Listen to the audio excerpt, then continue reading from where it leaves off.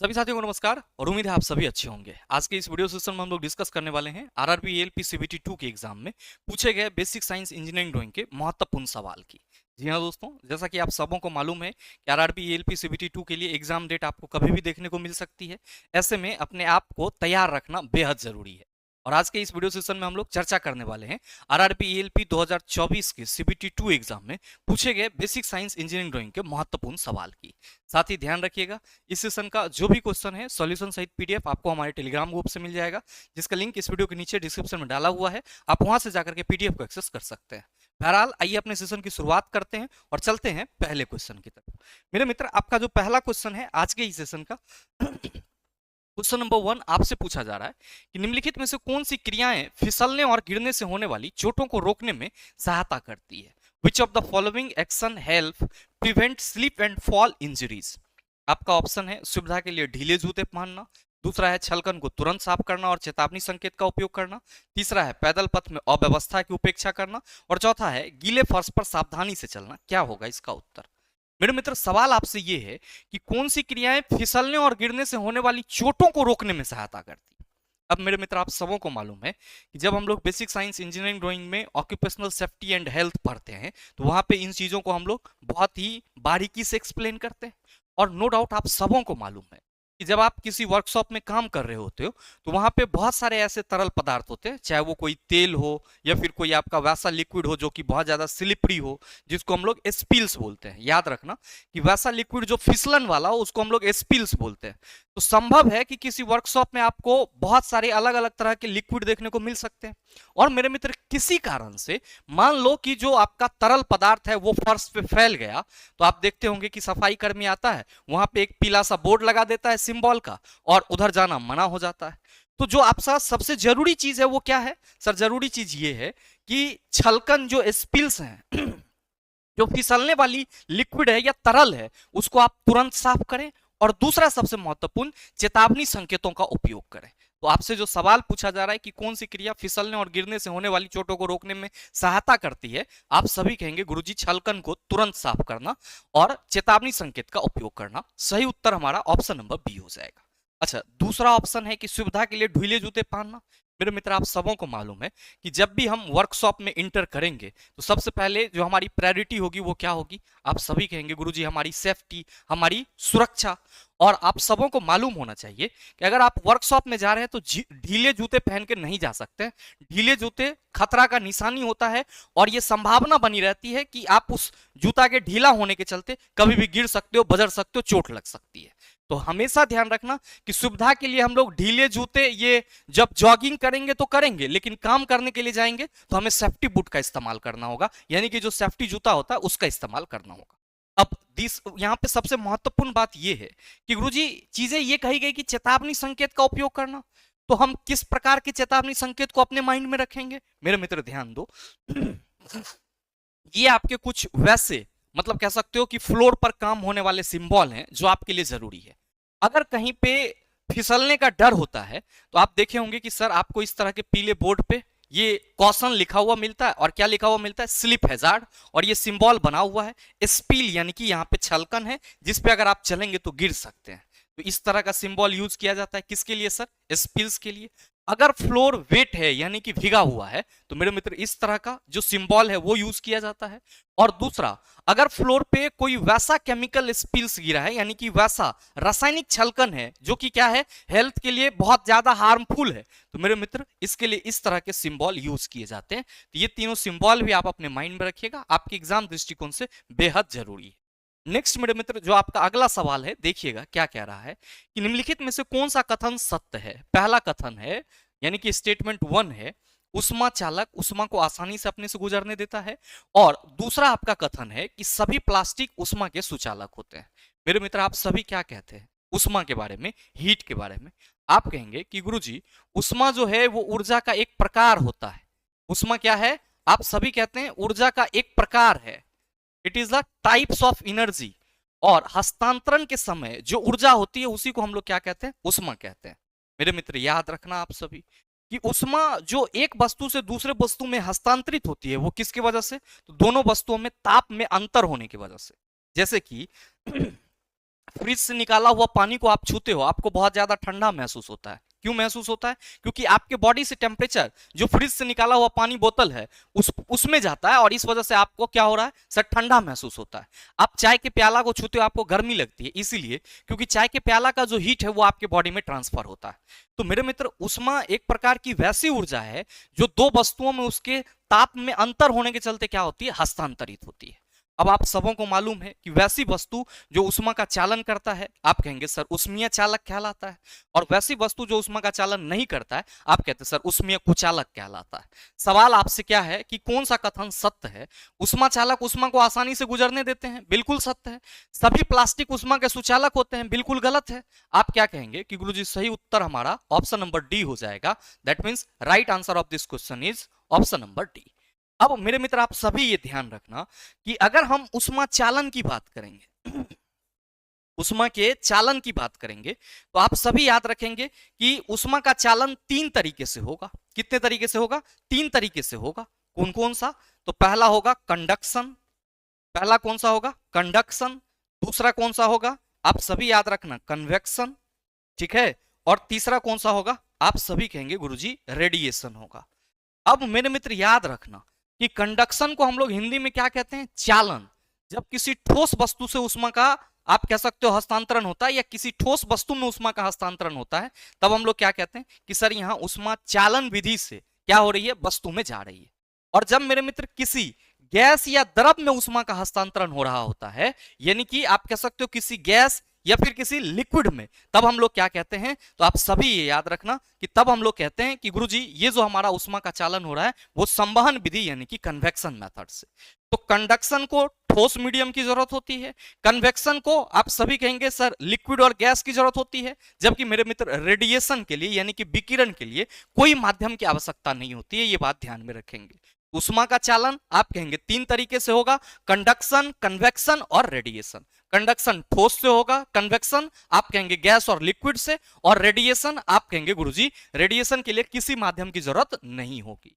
Next question number 3 आपसे ये पूछ रहा है कि एक अमीटर में 0 एम्पियर से 2 एम्पियर के बीच 20 विभाजन होते हैं।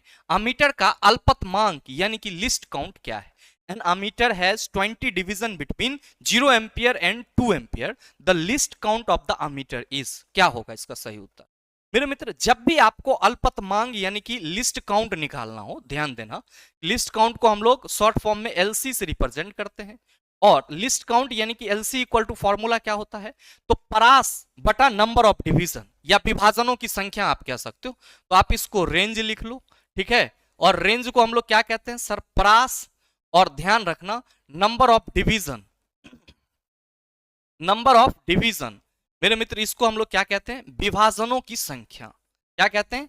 विभाजनों की संख्या। अब आप सभी को फॉर्मूला मालूम है कि लिस्ट काउंट का जो फॉर्मूला होता है, लिस्ट काउंट का जो फॉर्मूला होता है वो क्या होता है सर? रेंज बटा नंबर ऑफ डिवीजन। अब यहां पे अमीटर जो है वो 0 एम्पियर से 2 एम्पियर तक क्या है? आप सभी कहेंगे 0 एम्पियर से 2 एम्पियर के बीच 20 विभाजन है। तो जो हमारा रेंज है चिला, जो हमारा रेंज है वो क्या है? आप कहेंगे सर 2 में से 0 घटाएंगे तो 2 ही होगा, तो रेंज हमारा 2 एम्पियर हो गया, या आप 2 मान लो, ठीक है। और जो हमारा नंबर ऑफ डिवीजन है, नंबर ऑफ डिवीजन है वो कितना है? तो सर विभाजनों की संख्या 20 है। विभाजनों की संख्या कितनी है? 20। तो आप सभी कहेंगे सर इसीलिए एलसी यानी कि लिस्ट काउंट इक्वल टू क्या हो जाएगा सर? 2/20। और ये हो गया 2 1 जा 2, 2 10 जा आप कहेंगे 20, और ये हमारा लिस्ट काउंट कितना आएगा? 0.1 एम्पियर। सही उत्तर ऑप्शन नंबर बी हो जाएगा। तो इस तरह के सवाल अगर आपको देखने को मिले तो फॉर्मूला बस याद रखना है कि list count equal to formula होता है रेंज बटा नंबर ऑफ डिवीजन। नेक्स्ट सवाल देखिए क्या कह रहा है कि 1 किलोवाट घंटा को जूल में परिवर्तित कीजिए। एकदम लल्लू लाल सा सवाल है, और आप सभी कहेंगे कि गुरुजी इसको तो हम बढ़िया से जान रहे हैं कि 1 kWh equal to 3.6 into 10 to the power 6 joule होता है। और मेरे मित्र याद रखना आप सभी, याद रखना आप सभी, अगर हम बात करें वाट सेकेंड की, वाट आवर की, या फिर किलो वाट आवर की, किसकी बात करें? आप सभी ध्यान रखेंगे यहां पे स्टार मार्क दे करके कि वाट सेकेंड, वाट सेकेंड, या फिर बात करें हम वाट आवर की, ठीक है, या फिर हम बात करें किलोवाट आवर की। किलोवाट आवर की। तो मेरे मित्र ये तीनों ही किसके यूनिट हैं? आप सभी याद रखना, कार्य कार्य अथवा ऊर्जा का, कार्य अथवा ऊर्जा का क्या है? आप सभी कहेंगे यूनिट है। चाहे हम वाट कहें, सॉरी वाट सेकेंड कहें, वाट आवर कहें, किलोवाट आवर कहें। हाँ, अगर हम यहीं पे चर्चा करें किसकी सर? सीधे वाट की, किलोवाट की, ठीक है, वाट की, किलोवाट की, मेगावाट की। तो आप सभी ध्यान रखना कि वाट, किलोवाट, मेगावाट ये सब किसका यूनिट है? आप सभी कहेंगे सर शक्ति का यूनिट है, यानी कि पावर का यूनिट है। सवाल आपसे ये है कि 1 किलोवाट को जूल में परिवर्तित कीजिए। आप सभी कहेंगे कि गुरुजी यहाँ पे ऑप्शन नंबर सी नहीं है, और ऑप्शन नंबर सी ही हमारा सही होगा। 1 kWh equal to 3.6 into 10⁶ joule. बोलो यस और नो, ठीक है। चलिए इस सवाल को देखिए कि विज्ञान में किए गए कार्य को डैश रूप में परिभाषित किया जाता है। आप सबों को मालूम है कि सर जी कार्य इक्वल टू एफ एस, यानी कि डब्ल्यू इक्वल टू हम लोग एफ एस लेते हैं, यानी कि बल गुना विस्थापन। और मेरे मित्र अगर बल एवं विस्थापन के बीच, ठीक है, इफ, ठीक है, बल एवं विस्थापन के बीच, अगर बल एवं विस्थापन के बीच कोण बन रहा हो, अगर बल एवं विस्थापन के बीच, बल एवं विस्थापन के बीच क्या हो सर? कोण बन रहा हो, कोण बन रहा हो, तो आप सभी क्या कहेंगे कि गुरुजी तब जो हमारा कार्य हो जाएगा वो W equal to F S cos theta हो जाएगा। कॉस थीटा क्या है? आप कहेंगे बल एवं विस्थापन के बीच का कोण। क्या है? बल एवं विस्थापन के बीच का कोण। अब मेरे मित्र याद रखना, सवाल है कि विज्ञान में किए गए कार्य को डैश के रूप में परिभाषित किया जाता है। आप सभी कहेंगे गुरुजी बल गुना विस्थापन, तो उत्तर तो हमारा आ गया ऑप्शन नंबर डी। अब यहां पे आपको कॉस थीटा के 3 वैल्यू याद रखने। कौन कौन सा? तो पहला ध्यान रखना कि कॉस 0 डिग्री का वैल्यू कितना होता है? 1। और मेरे मित्र याद रखेंगे कि कॉस 0 डिग्री के केस में किया गया कार्य क्या होगा? मैक्सिमम। और क्या होगा सर? धनात्मक। हमेशा ध्यान रखना कि कॉस 0 डिग्री का वैल्यू 1 होता है, तो आप कहेंगे एफ एस कॉस 0 डिग्री, यहां पे 1, तो मेरे मित्र किया गया कार्य मैक्सिमम होगा और कार्य धनात्मक होगा। साथ ही ध्यान रखना कि कॉस 180 डिग्री की बात करेंगे तो वैल्यू -1 होता है। और मेरे मित्र अगर बल और विस्थापन के बीच में 180 डिग्री का कोण बन रहा हो तो किया गया कार्य ऋणात्मक होगा। मेरे मित्र ध्यान देना कि अगर हम cos 90 डिग्री की बात करते हैं तो आप सभी याद रखेंगे कि cos 90 डिग्री का वैल्यू 0 होता है। तो अगर बल और विस्थापन एक दूसरे के लंबवत हो या फिर बल और विस्थापन के बीच में 90 डिग्री का एंगल बन रहा हो तो किया गया कार्य आप सभी कहेंगे गुरुजी 0 हो जाएगा। तो cos थीटा का ये 3 वैल्यू याद रखना आपके लिए बेहद जरूरी है। अगला क्वेश्चन नंबर 6 आपसे पूछ रहा है कि ऋणात्मक किया गया कार्य के संबंध में निम्नलिखित में से कौन सा कथन सही है। अब देखो ध्यान से कि यहां पे आपने ये पढ़ा, यहां पे आपने ये पढ़ा कि cos 0 डिग्री का वैल्यू 1 होता है तो किया गया कार्य हमारा मैक्सिमम होगा। cos 180 डिग्री का वैल्यू -1 होता है तो किया गया कार्य ऋणात्मक होगा। मेरे मित्र cos 180 डिग्री के केस में बल और विस्थापन एक दूसरे के विपरीत होंगे। और मैंने आपको ये बता रखा है, मैंने आपको ये बता रखा है कि चला अगर विस्थापन बल की दिशा में हो, विस्थापन मान लो कि आप इस ऑब्जेक्ट पर ये बल लगा रहे हो और ये ऑब्जेक्ट आपका इसी डायरेक्शन में विस्थापित हो रहा है, तो सर अगर बल विस्थापन की दिशा में लगे या विस्थापन बल की दिशा में हो तो किया गया कार्य धनात्मक होगा। लेकिन मेरे मित्र अगर बल इधर लग रहा है और विस्थापन इधर हो रहा है तो आप सभी कहेंगे कि गुरुजी बल और विस्थापन एक दूसरे के विपरीत है तो यहां पे किया गया कार्य ऋणात्मक होगा। और बल और विस्थापन अगर एक दूसरे के लंबवत हो, बल विस्थापन एक दूसरे के लंबवत हो तो किया गया कार्य 0 होगा। यह बात ध्यान में रखना। तो आपका क्वेश्चन वही है कि ऋणात्मक किया गया कार्य के संबंध में निम्नलिखित में से कौन सा कथन सही है। जब बल विस्थापन की दिशा के विपरीत कार्य करता है तो किया गया कार्य ऋणात्मक होता है, बिल्कुल सही है। कहा जा रहा है कि जब बल विस्थापन के लंबवत होता है तो किया गया कार्य ऋणात्मक होता है, बिल्कुल गलत है। जब बल विस्थापन के लंबवत होगा तो किया गया कार्य 0 होगा। किया गया कार्य ऋणात्मक नहीं हो सकता, यह भी बात गलत है। जब बल और विस्थापन एक ही दिशा में हो तो किया गया कार्य ऋणात्मक होगा, बिल्कुल गलत है। जब बल और विस्थापन एक ही दिशा में है तो किया गया कार्य धनात्मक होगा। तो ले दे करके आपका ऑप्शन नंबर ए बच रहा है।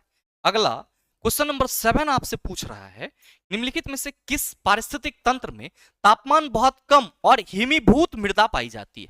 हिमीभूत का मतलब क्या हुआ? बर्फ से ढका हुआ मिट्टी पाया जाता है। मेरे मित्र आप सभी का ऑप्शन है उष्णकटिबंधीय वर्षा वन, इसको हम लोग ट्रॉपिकल रेन फॉरेस्ट कहते हैं। और ये वो एरिया होता है जो सर भूमध्य रेखा के आसपास का इलाका होता है, आर्द्र और गर्म जलवायु वाला क्षेत्र, उसको हम लोग ट्रॉपिकल रेन फॉरेस्ट बोलते हैं। मरुस्थल तो वो होता है जहां पे आपको केवल और केवल बालू देखने को मिलता है, जबकि मेरे मित्र चारागाह का मतलब वो होता है जहां पे सर जो मतलब पशु होते हैं वो अपने चारा के लिए आते हैं। जबकि मेरे मित्र अगर आप टुंड्रा प्रदेश की बात करेंगे तो टुंड्रा प्रदेश में आपको क्या देखने को मिलेगा सर, पूरे के पूरे बर्फ से बना हुआ घर और बर्फ से ढका हुआ मिट्टी। और याद रखना कि टुंड्रा प्रदेश में जो बर्फ से बने हुए घर होते हैं वो एस्किमो कहलाते हैं। तो सवाल वही है कि निम्नलिखित में से किस पारिस्थितिक तंत्र में तापमान बहुत कम और हिमीभूत मृदा पाई जाती है? आप सभी कहेंगे सर टुंड्रा, या इसी को हम लोग टुंड्रा प्रदेश भी कहते हैं। नेक्स्ट क्वेश्चन नंबर 8 आपसे पूछा जा रहा है, यदि किसी परिपथ में 10 ओम, 20 ओम और 60 ओम के प्रतिरोधक समांतर क्रम में संयोजित हैं तो परिपथ का कुल प्रतिरोध नहीं बनेगा। आप सभी कहिएगा कि गुरुजी यहां पे हम 1/Rp इक्वल टू सीधे 1/R1 plus 1/R2 plus 1/R3 लगाएंगे। और मेरे मित्रों आप सभी क्या कहोगे कि गुरुजी ये हमारा 1/10 प्लस 1/20 प्लस 1/60 हो जाएगा। अब 10, 20 और 60 का एलसीएम लो तो लगभग 120 के आसपास आएगा। 10 से चलो हम लोग इसको देखते हैं, और 6 दूना 12 दहें 120, तो 1/Rp इक्वल टू क्या हो जाएगा? चला आप सभी कहेंगे सर 12 प्लस 6 प्लस 2, 12 6 18, 12 6 18 2 20/120, 20 एकम 20, 20 छाके 20 से, और Rp इक्वल टू कितना हो गया? आप सभी कहेंगे 6 ओम। और मेरे मित्र ये आपका ऑप्शन नंबर डी में होगा, यहां पे 6 ओम लिखना चाहिए, तो ये गड़बड़ा दिया गया है, ये 6 ओम है, और सही उत्तर आपका क्या हो जाएगा? आप कहेंगे ऑप्शन नंबर बी हो जाएगा। तो सर इस लेवल के भी इजी सवाल आपके एग्जाम में पूछे गए थे, ये ध्यान में रखिएगा। नेक्स्ट क्वेश्चन नंबर 9 देखिएगा क्या कहा जा रहा है कि किसी चालक की प्रतिरोधकता निम्नलिखित में से किस कारक पर निर्भर करती है? आप ध्यान देना कि यहां बात प्रतिरोधकता की जा रही है, जिसको हम लोग क्या कहते हैं? रेसिस्टिविटी। क्या कहते हैं? रेसिस्टिविटी। और मेरे मित्र आप सभी को मैंने कई बार बताया है कि किसी चालक का प्रतिरोध और किसी चालक का प्रतिरोधकता दोनों अलग अलग बात होता है। जब आप प्रतिरोध की चर्चा करते हो तो आप ये कहते हो कि सर चालक का वह गुण जिसके थ्रू वो क्या करती है? अपने में से प्रवाहित धारा का विरोध करती है। और प्रतिरोधकता क्या होता है? रेसिस्टिविटी क्या होता है? तो किसी चालक का वह गुण जो अपने में से होकर प्रवाहित धारा का कितना तेजी से विरोध करती है। तो जो मेरे मित्र चालक का वह गुण जो धारा के प्रवाह का कितना तेजी से विरोध करता है ये बताता है, उसको हम लोग प्रतिरोधकता कहते हैं। और प्रतिरोधकता को रो से रिप्रेजेंट करते हैं। Rho equal to formula RA/L होता है। और मेरे मित्र आप सभी को मैंने बताया है कि प्रतिरोधकता रेसिस्टिविटी केवल तापमान एवं चालक की प्रकृति पर निर्भर करता है। केवल तापमान एवं चालक की प्रकृति पर निर्भर करता है। केवल तापमान एवं चालक की प्रकृति पर निर्भर करता है, ये बात ध्यान में रखना।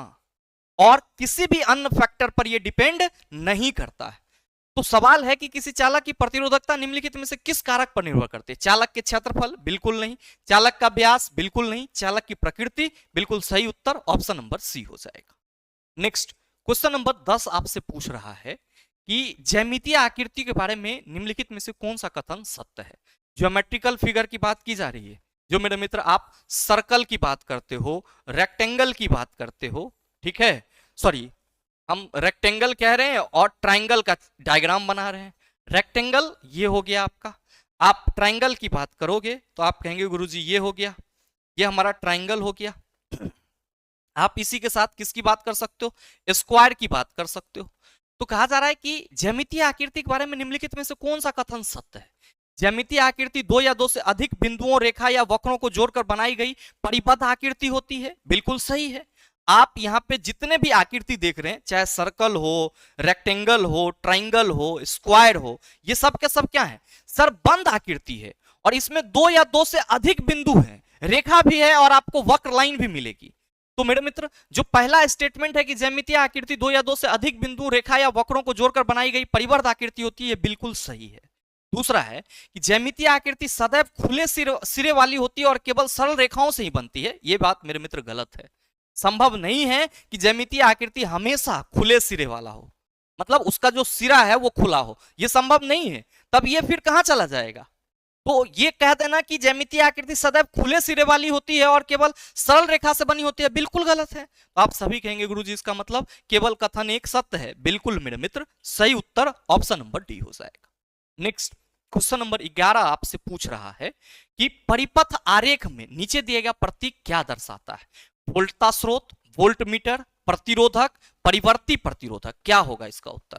ये आपको यहाँ पे डायग्राम दिख रहा होगा और पूछा जा रहा है कि ये जो आपका सिंबल है ये किस चीज को दर्शाता है। तो मेरे मित्र आप सभी ये ध्यान रखना, ये जो आप इस तरह का सिंबल देख रहे हैं, केवल यहां नहीं, आप कहीं पे भी बात करेंगे कि ये जो सिंबल है आपका, ये सिंबल किसका है, ये सिंबल परिवर्ती प्रतिरोध का। किसका सिंबल है, परिवर्ती प्रतिरोध। इसी को हम लोग क्या कहते हैं, वेरिएबल रेसिस्टेंस कहते हैं।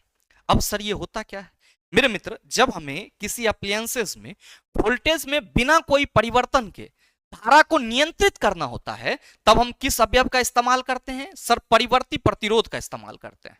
तो आप सभी याद रखना परिवर्ती प्रतिरोध के बारे में क्या, कि सर विद्युत परिपथ का वैसा अवयव, विद्युत परिपथ का वैसा अवयव जो वोल्टेज में बिना किसी परिवर्तन के धारा को नियंत्रित करने में मदद करती है, परिवर्ती प्रतिरोध कहलाता है। और सिंबल आप सभी कहेंगे गुरुजी कुछ इस तरीके का होता है।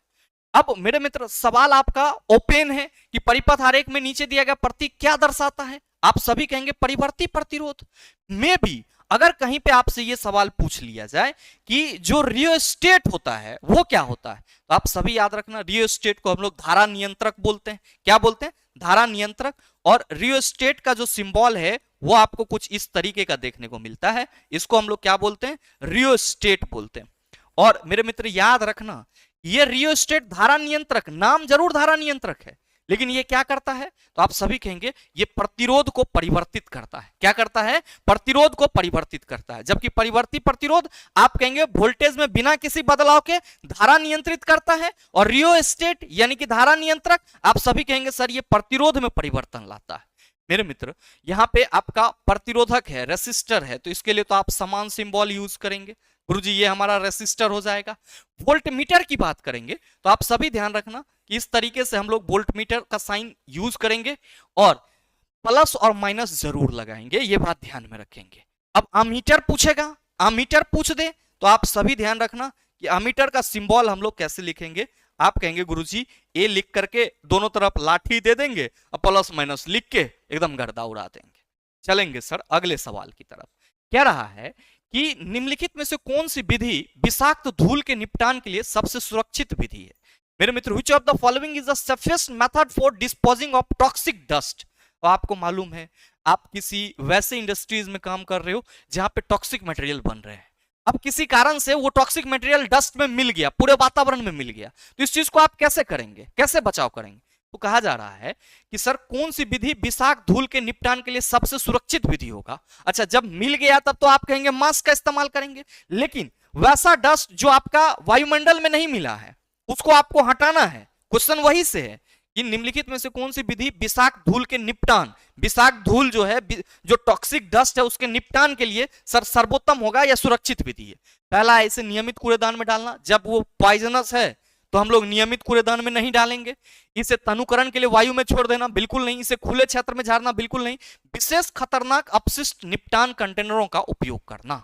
तो सही उत्तर हमारा ऑप्शन नंबर डी हो जाएगा, use special hazardous waste disposal container. ठीक है, जो हमारे वर्कशॉप में विशेष खतरनाक अपशिष्ट निपटाने वाला कंटेनर होगा उसमें हम लोग क्या करेंगे, इस टॉक्सिक डस्ट को रखेंगे और फिर बाहर जाकर के इसको हम लोग क्या करेंगे, बाद में डंप करेंगे। अच्छा अगर कोई टॉक्सिक मटेरियल आपके वर्कशॉप में फैल जाए तो वहां पे सबसे जरूरी चीज क्या है, सर मास्क लगा करके सुरक्षित बाहर निकल जाना। नेक्स्ट क्वेश्चन नंबर 14 कह रहा है कि अग्निशामक यंत्र के उपयोग के संबंध में निम्नलिखित में से कौन सा कथन सही है। आप सबों को मालूम है यहाँ पे फायर एक्सटिंग्यूशर, फायर एक्सटिंग्यूशर आप कहेंगे अग्निशामक की बात की जा रही है। अग्निशामक आग बुझाने वाला, जब भी कहीं पे भी सर आग लगता है तो आप देखे होंगे छोटा छोटा सिलेंडर से ऐसे ऐसे एकदम पूरा धुआं धुआं कर दिया जाता है। तो मेरे मित्र जो आप सिलेंडर देख रहे हो उसको हम लोग क्या बोलते हैं, फायर एक्सटिंग्यूशर सिलेंडर, और ये कई प्रकार के होते हैं। तो सवाल आपसे ये पूछा जा रहा है कि अग्निशामक यंत्र के उपयोग के संबंध में निम्नलिखित में से कौन से कथन सही है। पहला है कि जहरीले धुएं की उपस्थिति की परवाह किए बिना भी जहरीले धुएं की उपस्थिति की परवाह किए बिना किसी भी प्रकार के आग को बुझाने का प्रयास करना सुरक्षित है। और दूसरा कथन है आपका कि पास तकनीक, जिसका अर्थ होता है पुल, एम, स्क्यूज और स्वीप, अग्निशामक यंत्र के प्रभावी उपयोग के लिए अनुशंसित है। क्या होगा इसका उत्तर? मेरे मित्र, आप सभी कहेंगे गुरुजी अग्निशामक यंत्र जो होगा ये तो आग बुझाने के ही काम आएगा। बिल्कुल काम आएगा। अब आग बुझाने जाओ और उस आग बुझाने के एवज में तुम पूरा माहौल को एकदम जहरीला बना दो कि लोग सांस लें और ऊपर चल जाएं, तो ये बुद्धियारी नहीं होगा और ये पूरा आप कह सकते हो कि साइंटिफिक भी नहीं होगा। तब मेरे मित्र साइंटिफिक क्या है? साइंटिफिक ये है कि हम आग बुझाने के लिए वैसे गैसों का इस्तेमाल करें जो हमारे इन्वायरमेंट को पॉल्यूट ना करे, प्रदूषित ना करे। अब दूसरा स्टेटमेंट, तब आप कहेंगे सर पहला स्टेटमेंट तो गलत हो गया। बिल्कुल। दूसरा स्टेटमेंट है कि कथन 2 पास तकनीक, जिसका अर्थ है पुल, एम, स्क्यूज और स्वीप, अग्निशामक यंत्र के प्रभावी उपयोग के लिए अनुशंसित हैं। तो आप सभी कहेंगे गुरुजी ये पास तकनीक क्या है? सपोज करो कि आपके आसपास में कहीं आग लग गई और आपके पास क्या है? आपके पास फायर एक्सटिंग्विशर, ये सिलेंडर है। तो आप इस सिलेंडर का यूज कैसे करेंगे? मेरे मित्र, उसी तकनीक को पास के फॉर्म में आपके सामने रखा जाता है। पहला आप क्या करेंगे? पुल द चेन, पहले आप चेन को खींचेंगे, जो लॉक है उसको खींचेंगे। फिर दूसरा M, A for M, M at the base of the fire, जो आग का बेस होगा उस पे आपको निशाना लगाना होगा। और एक्सक्यूजेस द हैंडल, आप क्या करेंगे? हैंडल को दबाएंगे और फिर sweep from side to side, मतलब जब भी आप आग बुझाएंगे तो ऐसे लेके खड़ा है, ऐसे नहीं, आपको ऐसे करना होगा। आग बुझाने वाले कर्मचारी को आप देखे होंगे कि वो ऐसे लग रहा है झाड़ू लगा रहा है। तो मेरे मित्र इसी को हम लोग क्या कहते हैं? पुल, एम, स्क्यूज और स्वीप फॉर्म, जो कि क्या है? अग्निशामक यंत्र को उपयोग करने का एक अनुशंसित, या आप कह सकते हो कि एक प्रैक्टिकल मेथड है। तो सवाल आपसे यही पूछा जा रहा है कि अग्निशामक यंत्र के उपयोग के संबंध में निम्नलिखित में से कौन सा कथन सही है? तो पहला तो आपका गलत हो गया, जहरीले धुएं की उपस्थिति की परवाह किए बिना किसी भी प्रकार के आग बुझाने को प्रयास करना सुरक्षित है, बिल्कुल गलत है। पास तकनीक, जिसका अर्थ है पुल, एम, स्क्यूज और स्वीप, अग्निशामक यंत्र के प्रभावी उपयोग के लिए अनुशंसित है, बिल्कुल सही है। तो आप सभी क्या कहेंगे कि गुरुजी कथन 2 सही है, केवल कथन 2 सही है, इसीलिए सही उत्तर ऑप्शन नंबर बी हो जाएगा। नेक्स्ट क्वेश्चन नंबर 15 आपसे क्या पूछा जा रहा है? देखिएगा, कह रहा है कि जब 50 किलोग्राम द्रव्यमान की वस्तु को क्षैतिज रेखा के अनुदिश एक बिंदु से अन्य बिंदु तक ले जाया जाता है तो वस्तु पर गुरुत्वाकर्षण बल द्वारा किया गया कार्य क्या होगा? ऐसे तो ध्यान रखना कि गुरुत्वाकर्षण बल द्वारा किया गया कार्य की बात करेंगे तो आप सभी कहेंगे सर mgh ही होगा। लेकिन यहां पे बात क्या की जा रही है कि 50 किलोग्राम द्रव्यमान की वस्तु को क्षैतिज रेखा के अनुदिश, मान लो कि ये हमारा क्षैतिज रेखा है और यहां पे ये हमारा कोई ऑब्जेक्ट है और ये 50 केजी का है। अब इस 50 केजी की वस्तु को क्षैतिज रेखा के अनुदिश इस बिंदु से आप कहां ला रहे हो? सर इस बिंदु तक ला रहे हो। इस बिंदु से आप कहां ला रहे हो? ध्यान देना, ये हमारा क्षैतिज रेखा है और यहां से आप इसको इस तरीके से यहां पे ला रहे हो, क्षैतिज रूप से एक बिंदु से अन्य बिंदु तक। तो कह रहा है कि गुरुत्वाकर्षण बल द्वारा किया गया कार्य क्या होगा? मेरे मित्र आप सभी क्या कहेंगे कि गुरुजी जब इस वस्तु को हम लाएंगे तो हमें तो उठा के लाना होगा। और मेरे मित्र आप सभी यहां पे समझो कि जब आप इस वस्तु को ऊपर उठाओगे तो आप कहेंगे सर गुरुत्वाकर्षण बल के विरुद्ध हमें कार्य करना होगा। अब ध्यान देना कि ऐसे उठाए तो आप जो बल लगा रहे हो तो गुरुत्वाकर्षण बल नीचे लग रहा है, लेकिन आप इसको बैलेंस किए हुए ऊपर की ओर, तो आपका परिणामी बल तो ऊपर की ओर लग रहा है ताकि ये नीचे गिरे नहीं। अब इसको बिंदु ए से आप खिसका के यहां ला रहे हो बिंदु बी तक, तो मेरे मित्र आप देखो कि बल आपका ऊपर की ओर लग रहा है और विस्थापन क्या हो रहा है? आप सभी कहेंगे सर क्षैतिज हो रहा है। बल हमारा ऊपर की ओर लग रहा है लेकिन विस्थापन आप कहेंगे सर क्षैतिज में इस तरह से जा रहा है। और यहां पे बल और विस्थापन के बीच में आप कहेंगे सर 90 डिग्री का एंगल बन रहा है और बल और विस्थापन एक दूसरे के लंबवत है, तो किया गया कार्य आप कहिएगा गुरुजी अभी जस्ट बताए हैं शून्य हो जाएगा। जब बल और विस्थापन एक दूसरे के लंबवत हो तो किया गया कार्य आप कहेंगे शून्य हो जाएगा। तो जो सवाल है कि जब 50 किलोग्राम द्रव्यमान की वस्तु को क्षैतिज रेखा के अनुदिश एक बिंदु से अन्य बिंदु तक लाया जाता है तो वस्तु पर गुरुत्वाकर्षण बल द्वारा किया गया कार्य आप कहेंगे गुरुजी शून्य। नेक्स्ट क्वेश्चन नंबर 16, कार्य करने की दर को डैश के रूप में जाना जाता है। आप सभी कहेंगे कि गुरुजी कार्य करने की दर का मतलब हुआ शक्ति, पावर इक्वल टू हम लोग क्या कहते हैं? वर्क बटा time, power equal to work बटा टाइम। तो मेरे मित्रों आप सभी कहेंगे गुरुजी option number C is the right answer. बल आप सबों को मालूम है कि सर F इक्वल टू हम लोग ma लिखते हैं, यानी कि वस्तु के द्रव्यमान और त्वरण का गुणनफल बल कहलाता है। गतिज ऊर्जा आप सभी समझ रहे होंगे गुरुजी हाफ mv स्क्वायर हो जाएगा, और स्थितिज ऊर्जा आप सभी कहेंगे गुरुजी mgh हो जाएगा। नेक्स्ट क्वेश्चन नंबर 17 है कि निम्नलिखित में से कौन सा विकल्प इलेक्ट्रॉनिक संचार में डिजिटल हस्ताक्षर के प्राथमिक कार्य का सर्वोत्तम वर्णन करता है। आप लोगों ने भी सर डिजिटल हस्ताक्षर दिया होगा। अच्छा पहले या अभी भी होता है, अमेजन या फ्लिपकार्ट से आप कुछ मंगाओ तो वो क्या कहता है कि सर आपने पार्सल ले लिया है तो आप यहाँ पे मोबाइल पे सिग्नेचर कर दीजिए, और आप क्या करते हो सर उंगली से ही अपना नाम लिख देते हो। तो मेरे मित्र वही यहाँ पे डिजिटल हस्ताक्षर की बात की जा रही है कि डिजिटल हस्ताक्षर के प्राथमिक कार्य का सर्वोत्तम वर्णन कौन करता है। पहला ऑप्शन है कि यह गोपनीयता सुरक्षित करने के लिए संपूर्ण संदेश के कंटेंट को एनक्रिप्ट करता है। बिल्कुल नहीं मेरे मित्र, गोपनीयता यानी कि प्राइवेसी रहनी चाहिए, लेकिन हम जब हस्ताक्षर कर रहे हैं तो उससे हमारा संपूर्ण संदेश संपूर्ण मैसेज का कोई लेना देना नहीं है। दूसरा है कि यह भविष्य के संदर्भ के लिए सभी इलेक्ट्रॉनिक डॉक्यूमेंट को स्वचालित रूप से संग्रहित करता है। बिल्कुल नहीं। तीसरा है कि यह प्रेषक की पहचान सत्यापित करता है और संदेश की अखंडता सुनिश्चित करता है। यह मेरे मित्र जरूरी है। आप कहीं पे भी आप बैंक में जाते हैं, आपके सिग्नेचर की जरूरत होती है, आप सर कोई चीज लेते हैं तो आप देखते होंगे कि लोग डिजिटली साइन करवाता है। किस लिए? ताकि आप जो प्रेषक हैं आपका पहचान सत्यापित हो सके, यानी कि आपका पहचान जो है वो वेरीफाइड हो सके, और आपका जो मैसेज है उसकी जो अखंडता है यानी कि उसकी जो गोपनीयता है, प्राइवेसी है, वो सुनिश्चित हो सके। तो सही उत्तर आपका क्या हो जाएगा? ऑप्शन नंबर सी हो जाएगा। ऐसे सवाल थोड़ा सा दिमाग लगाने वाले होते हैं और इसमें कोई अदर कंसेप्ट नहीं है, तो अगर आप नहीं भी पढ़े हैं तो भी सोच समझ के आसानी से उत्तर कर सकते हैं। बहरहाल मेरे मित्र अगले सवाल की तरफ बढ़ते हैं, और यह सवाल आपके सामने है कि किसी वर्कशॉप में ईंधन अधिप्लवन के तुरंत बाद क्या किया जाना चाहिए। ईंधन अधिप्लवन का मतलब क्या हुआ? सर ईंधन को आप डाल रहे थे लेकिन वो गिर गया, मतलब बाहर छलक गया। अधिप्लवन का मतलब यही हुआ। What should be done immediately after a fuel spill in a workshop? अगर कहीं पे भी ईंधन क्या हो जाए, गिर जाए, तो आपको क्या करना चाहिए? पहला है जगह को खाली कर दें और अवशोषक पदार्थों का उपयोग करके अधिप्लाव को नियंत्रित करें। दूसरा है इसे ऐसे ही छोड़ दें और बाद में पर्यवेक्षक को सूचित करें।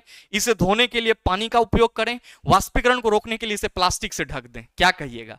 गुरुजी जब ईंधन वहां पे रिलीज हो गया, अधिप्लवित हो गया, तुरंत बाहर आ गया, तो हमारी सबसे पहली प्रायोरिटी क्या होगी कि सर उसके आसपास का जो इलाका है उसको खाली कर दिया जाए और अवशोषक पदार्थ का उपयोग करके क्या कर लिया जाए? सर जो ईंधन है उसको अवशोषित कर लिया जाए, ताकि हमारा जो ईंधन है उसमें आग वगैरह ना लगे या उससे किसी और को बहुत ज्यादा नुकसान ना हो। तो सबसे बेस्ट क्या होगा? आप कहेंगे तुरंत जगह खाली करें और अवशोषक पदार्थ का उपयोग करके अधिप्लाव को नियंत्रित करें।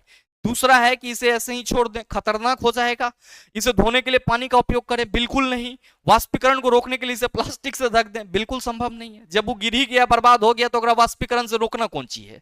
अगला सवाल देखो, क्वेश्चन नंबर 19 कह रहा है, सॉरी 19 नहीं 20 है कि औद्योगिक व्यवस्थापन में ऊर्जा दक्ष मशीनरी का उपयोग मुख्य रूप से डैश में सहायता करता है। ध्यान से समझना, कहा जा रहा है the use of energy efficient machinery in industries setting primarily help in, मतलब हम लोग जो औद्योगिक में अपने इंडस्ट्री में क्या करते हैं सर, जो एनर्जी इफिशिएंट मशीन होता है उसका उपयोग करते हैं, वो मुख्य रूप से किस चीज में सहायता करता है?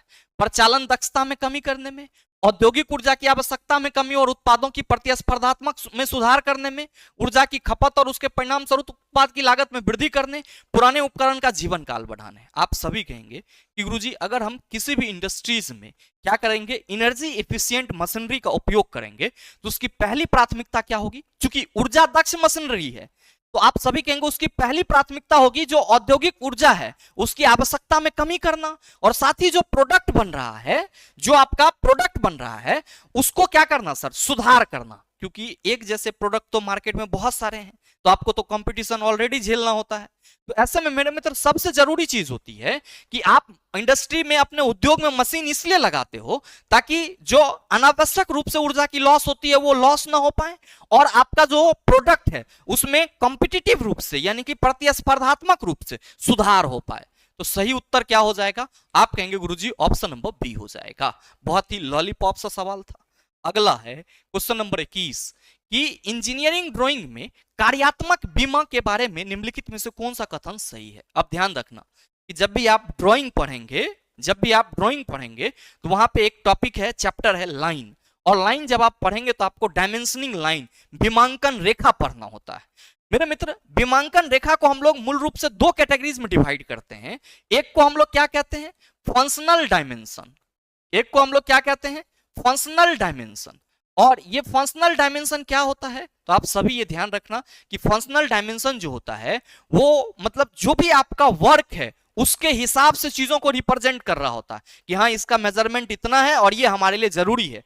और हम ये कहते हैं कि जो हम कार्य कर रहे होते हैं, जो हम जॉब बना रहे होते हैं, उसके सही मापन और साइज के लिए जो आपका फंक्शनल डायमेंशन, जो क्रियात्मक बीमाएं हैं, उसको दिखाना बेहद जरूरी हो जाता है। जबकि मेरे मित्र जो नॉन फंक्शनल डायमेंशन होता है, जो आपका नॉन फंक्शनल डायमेंशन होता है, ये क्या होता है? तो सर नाम से ही स्पष्ट है, नॉन फंक्शनल मतलब ये कार्यहीन होते हैं, जबकि फंक्शनल डायमेंशन आप सभी कहते हैं ये कार्यकारी होते हैं। सवाल आपसे वो है कि इंजीनियरिंग ड्राइंग में कार्यात्मक बीमा के बारे में निम्नलिखित में से कौन सा कथन सही है? कार्यात्मक बीमाएं घटक या स्थान के कार्य के लिए आवश्यक है, बिल्कुल सही है। कार्यात्मक बीमाएं आमतौर पर बिना किसी सीमा के दर्शाई जाती है। मेरे मित्र, आप सभी क्या कहेंगे कि गुरुजी कार्यात्मक बीमाएं आमतौर पर बिना किसी सीमा के दर्शाई जाती है? यह भी हमारा गलत है। कार्यात्मक बीमाएं केवल संदर्भ उद्देश्य के लिए दर्शाई जाती है, नहीं मेरे मित्र, केवल आपका कथन एक सत्य है, केवल और केवल कथन एक सत्य है। इसीलिए आपके इस क्वेश्चन का सही आंसर क्या हो जाएगा? ऑप्शन नंबर सी हो जाएगा। यह बात ध्यान में रखिएगा। कार्यात्मक बीमाएं, फंक्शनल बीमाओं को हम लोग सर बिना किसी सीमा के दर्शाई जाती है, कभी नहीं। जब भी हम दर्शाएंगे तो उसे क्या करना होगा? हमें सर एक बाउंड्री देना होगा। हाँ, हम ये कहते हैं कि सर जो फंक्शनल लाइन होती है वो कभी इंटरसेक्ट नहीं करती है, लेकिन कहां से कहां तक है ये बात तो हमें बताना होगा। तो मेरे मित्र, आप कहेंगे सर हमारा स्टेटमेंट 1 सही है, जबकि स्टेटमेंट 2 और स्टेटमेंट 3 बिल्कुल गलत है। नेक्स्ट क्वेश्चन नंबर 22 आपसे पूछ रहा है, स्तंभों का मिलान कीजिए। आप सभी देख पा रहे होंगे यहां पे इंजीनियरिंग अनुप्रयोग है और यहां इंजीनियरिंग ड्राइंग के प्रकार हैं। मेरे मित्र, पहला आपका स्टेटमेंट है कि योजना बनाए जाने वाले घरों के अग्रभाग की ऊंचाई, नींव की ड्राइंग। जैसे ही आप घर की बात करेंगे कि घर का नक्शा बनाना है, तो आप कहेंगे गुरुजी हमें सिविल इंजीनियर की जरूरत होगी। तो मेरे मित्र, यहाँ पे सिविल इंजीनियरिंग ड्राइंग आपको जरूरत पड़ेगा। तो ए के साथ कौन मैच करेगा? आप सभी कहेंगे एस मैच करेगा। अब है परिपथ आरेख और विद्युत संस्थापन ड्राइंग, मतलब इलेक्ट्रिक सर्किट आप ड्रॉ कर रहे हैं, साथ ही साथ जो इलेक्ट्रिकल कंपोनेंट्स है उसके लिए आप ड्राइंग कर रहे हैं। तो आप सभी कहेंगे गुरुजी इसके लिए हमें किसकी जरूरत होगी? आप सभी कहेंगे सर इलेक्ट्रिकल इंजीनियरिंग ड्राइंग की जरूरत होगी। किसकी? इलेक्ट्रिकल इंजीनियरिंग ड्राइंग की जरूरत होगी। तो मेरे मित्र, आपका बी के साथ कौन मैच करेगा? Electrical engineering drawing. तो बी के साथ आर मैच करेगा। पीसीबी ट्रैक ड्राइंग, ध्यान रखना, पीसीबी का मतलब क्या हुआ? पीसीबी का मतलब हुआ print circuit board. Print circuit board आप लोगों ने रेडियो वगैरह जरूर खोला होगा, उसमें देखते होंगे कि एक आपको ब्लू कलर का किट मिलता होगा जिसमें बहुत सारे रेसिस्टर, ट्रांसफार्मर इत्यादि लगे हुए रहते हैं। तो मेरे मित्र, उसको प्रिंट सर्किट बोर्ड बोला जाता है। और ये चूंकि इलेक्ट्रॉनिक्स डिवाइस में यूज होते हैं, तो आप सभी कहेंगे सर ये इलेक्ट्रॉनिक इंजीनियरिंग ड्राइंग से संबंधित होगा। तो पीसीबी सर्किट ट्रैक ड्राइंग जो है वो आप सभी कहेंगे सर इलेक्ट्रॉनिक्स इंजीनियरिंग के साथ मिलेगा, तो ये हमारा सी क्यू के साथ मैच करेगा। क्लित जोर और वेल्डिंग आप कहेंगे मैकेनिकल में यूज किया जाएगा, तो डी हमारा पी के साथ मैच करेगा। तो मेरे मित्र आप देख लीजिए, A S B R C Q और डी आपका पी ऑप्शन नंबर बी में है, इसीलिए सही उत्तर ऑप्शन नंबर बी हो जाएगा। नेक्स्ट क्वेश्चन नंबर 23 आपसे पूछ रहा है कि 0 से 10 एम्पियर प्रास का एक अमीटर 7.5 एम्पियर की धारा निरूपित करता है। यदि इसका वास्तविक मान 6.2 एम्पियर है तो अपेक्षित त्रुटि डैश है। मेरे मित्र, इसको हम लोग रिलेटिव एरर बोलते हैं। क्या बोलते हैं? रिलेटिव एरर बोलते हैं। अब सवाल यहां पे ये है कि गुरुजी ये जो रिलेटिव एरर है इसका फॉर्मूला क्या होता है?